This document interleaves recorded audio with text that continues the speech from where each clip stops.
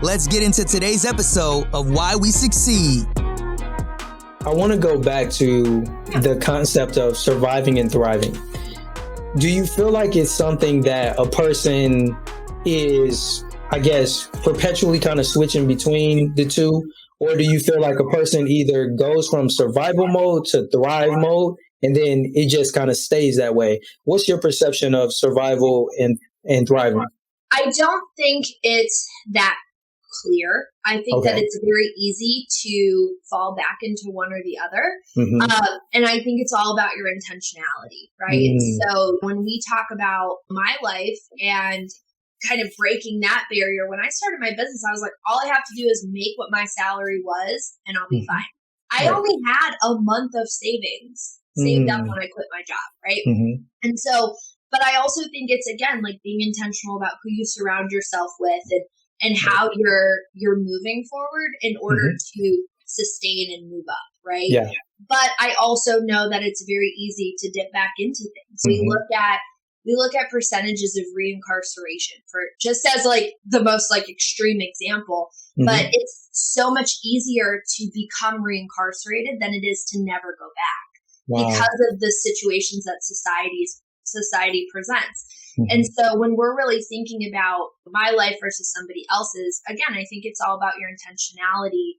But I also think it's about the goals you set and the way that you move and who you ask help for. That's something that I struggle with just from my life is I don't ask anybody for help. I mean, I talked about the $20 thing. Like my boyfriend, Jesse, gets pissed at me sometimes because I do everything on my own because when you're in that survive mentality for however long, for me, it was 20 years, my entire childhood, my entire early adulthood. It's very hard to break those practices that are ingrained in you. And so working really hard to understand what those are. And I think I'm not like this huge, like everyone should go to therapy, but I think if you have a certain level of trauma or you come from a certain environment or even like, just like, I don't know, I think just anything that happens to you in your life, have somebody you can talk to and ask for help. It doesn't have to be therapy. It could be a friend, a family member, whatever.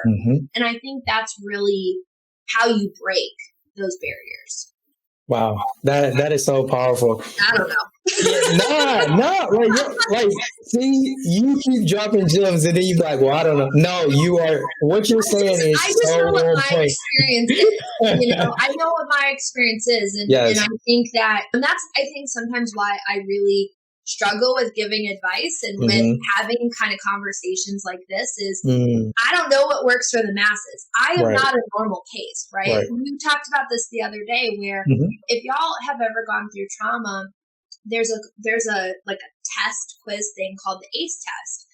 And every question or statement you say yes to, your number goes up out of 10. I'm a 9 out of 10 on the ACE score, which means I should be knocked up. I should be addicted to drugs. I should have heart disease at this point. Like, I should have cancer. I should be incarcerated. I should be a single parent. Like, there's all these things that have built up because of what I've been through. And I just know, like, and we talked about this the other day too, of like, I went to this therapist when I was 18. And you sit for your first time and they're like, what's wrong with you? Right? And you like go through the list. And you're like, well, this and this and this and this and this.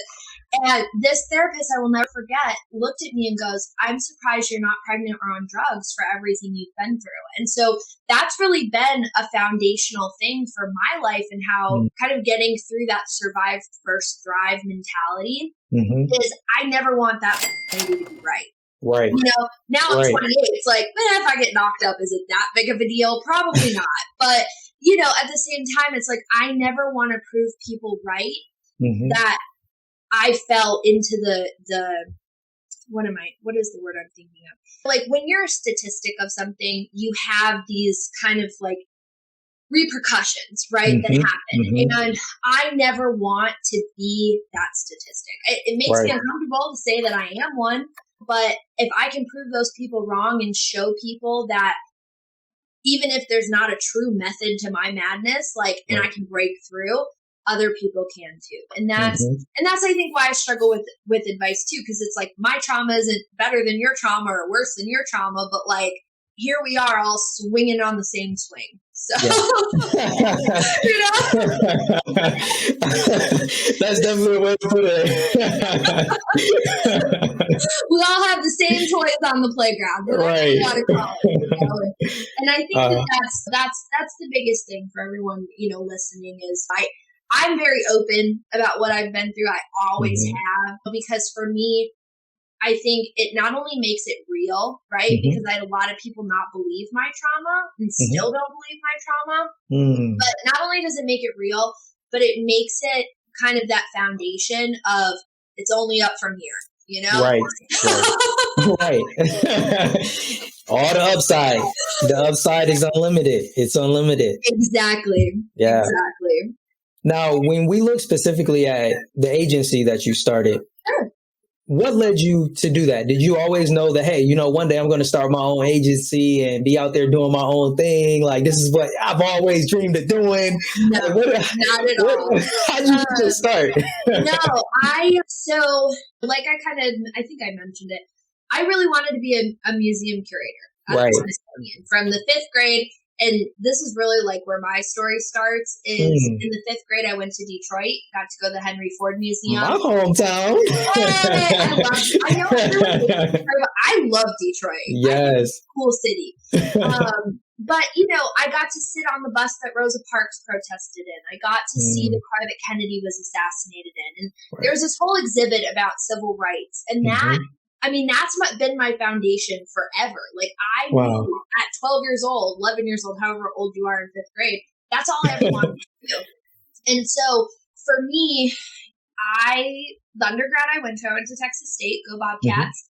There was no help to get into that field. All the museums in Austin are on UT's campus. And so they only take interns from UT. So couldn't volunteer, couldn't get an internship, couldn't, you know, afford a school in DC to go to college there. Like, and so I started looking at other ways of how can I tell people's story, because, and this is a little, you know, pessimistic of me, but at the time, I didn't think anyone was going to tell my story. And that's kind of like where I've been is like, well, if no one's going to share my story, let me share others. So other people are heard. And that's really kind of what kickstarted my new path, right? And then, so I was freelancing. I was a solopreneur, for whatever that phrase is, you know, up until this year. I hired my first employee back in April. Okay. And I started really looking at, and I also want to be very transparent with y'all.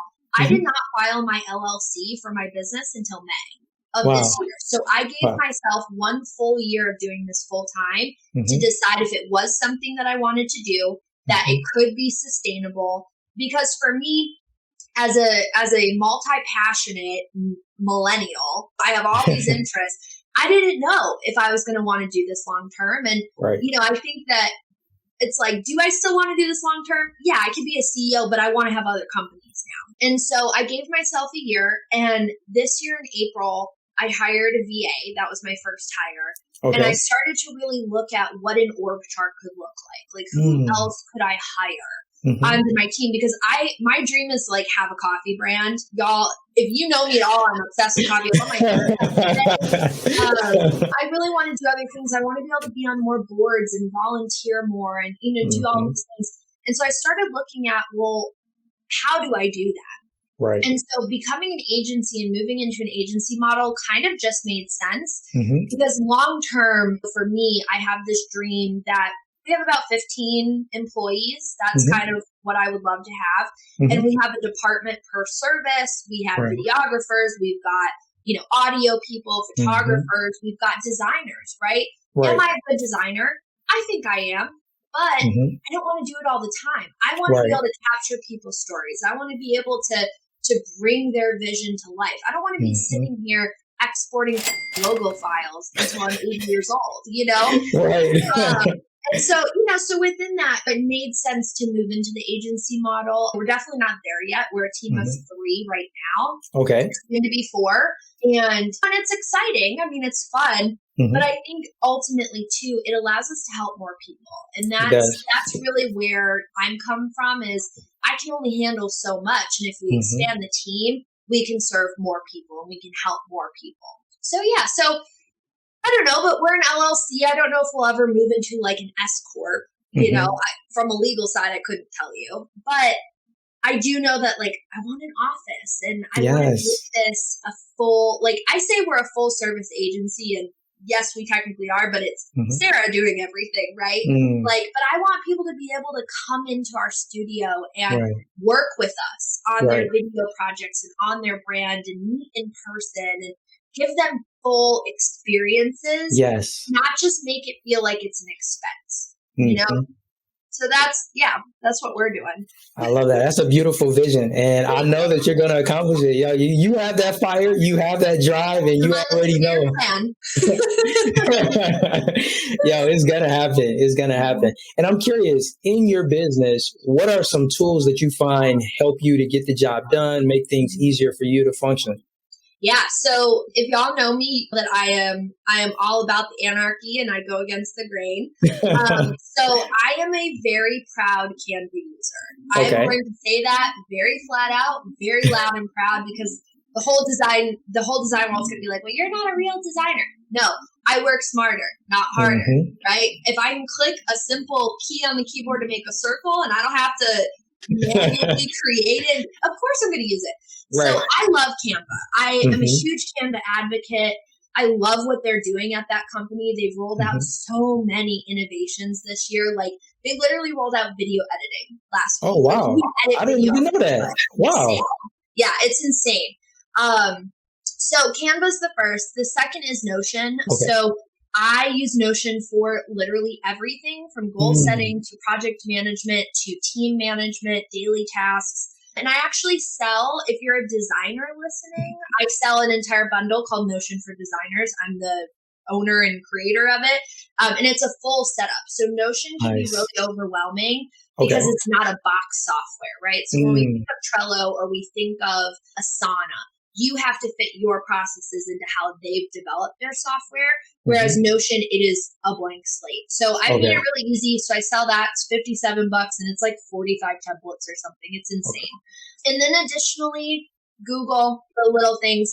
But then lastly, for big design, like custom work, right? Like obviously Canva's for like brand guidelines and templates. Right. But I actually love Affinity Designer. So it's Apple's basically replica of Illustrator, but it is not even a third of the price. It's a one-time buy in the App Store, and it is Illustrator to a T. I think it's like $50, whereas like Adobe, you pay monthly. You pay like $30 a month for Adobe. So I love Affinity. I do everything in it, and it's really cool because you can still export, you can export Illustrator files, Photoshop files, and be able to share them, but you're not paying for Adobe, which is really cool. Right. Yeah. Wow. I appreciate you for sharing those tools because you never know. There are some designers there. I'm going to have the links below. Also link into your resource as well. So it'll make it a lot easier for them to just use that. Your templates. I mean, you did the heavy lifting so that all they got to do is come along, implement it, and be off to the races. And I will say there's actually one new tool that I've really come to love, which is what's that? Which is called kitchen.co. So I've been beta testing it the last couple of months. They're a newer company, but it is for client communication. So it's really cool because you can actually take invoice payments through Kitchen and you can lock your design files or whatever files until the invoice is paid. So you can actually upload them into like the project space, but clients can't access anything until they pay you for the final work. You can communicate. It all goes through like your Gmail account, but it's a full interface. So if you guys need like a communication tool, not to like plug my YouTube channel, but I did do a whole video about Kitchen. Oh, nice. I don't sometime recently. Yeah.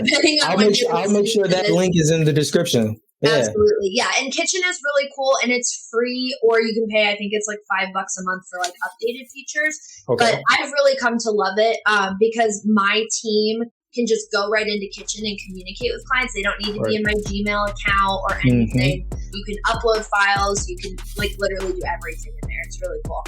Hey guys, it's Sara, the founder and CEO of 99 in St. Clair. Thanks so much for listening to this episode. I am super honored that you've listened to my story and we've had this great conversation so far. I'm excited for what you're about to listen to. But in the meantime, if you want to connect with me, hop on over to Instagram. My handle is at 99 St. Clair.